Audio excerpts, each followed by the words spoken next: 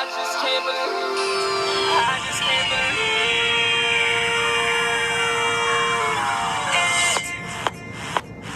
I can't believe that you gave up brighter days. And all the tears that I cried, you wiped away.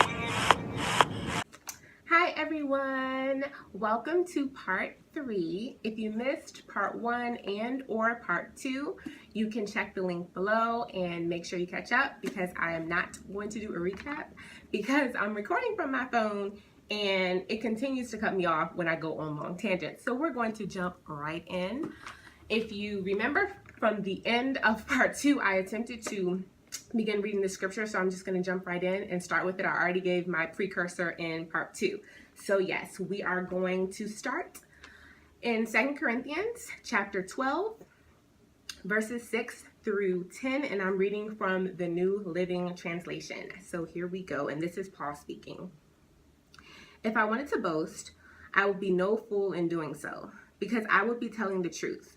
But I won't do it, because I don't want anyone to give me credit beyond what they can see in my life or hear in my message, even though I have received such wonderful revelations from God.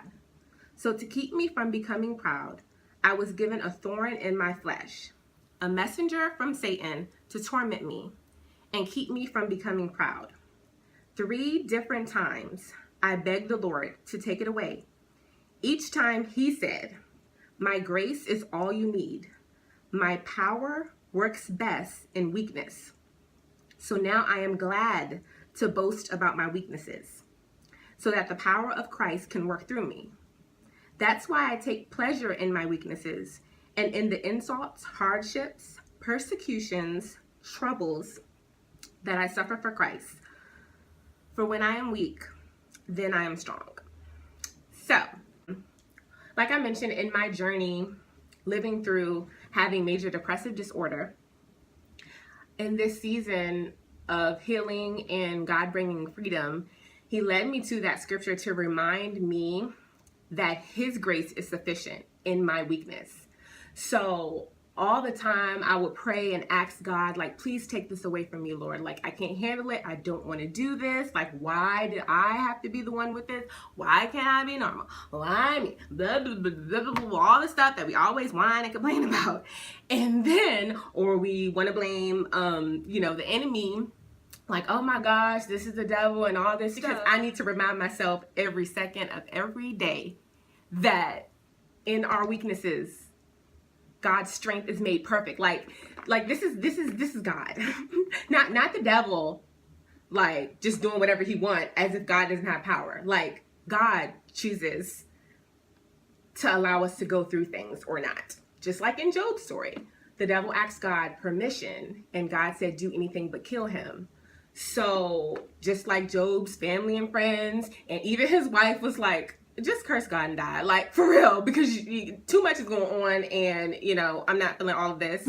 And so in the same way, just throughout my journey, there's been a lot of comments and a lot of people putting their mouth or their opinions on things that they had no knowledge about, and even me putting my mouth and opinion over myself on things that I had no knowledge about, for real, blaming the enemy for things when the whole time is God is like, I want you to go through this with me because I want you to see my grace and my strength in a way that you would not be able to see if I just let this slide on through, if I just let this be just another thing, just something you can brush off. Yes, do I wish that? I've constantly always said that I've wished, for it to be easier to deal with, or just, Lord, give me something different to deal with. I'm not trying, this depression thing, it's too complicated. It's too hard to understand. People don't understand it. I don't understand it. What the heck? And so all that to say, God led me to this just to encourage me and to let me know that he's there with me. And it's just been a great thing. And I'll quickly go into a little bit of my calling. This is the final part of my story, but like I said, the Transparency Tuesdays are going to just keep going up. I became passionate about clinical mental health counseling. So at first it's like, God, how can I be a counselor when I'm the very one that needs counseling? Like, I'm the very one that, just needs help. And how am I going to help people?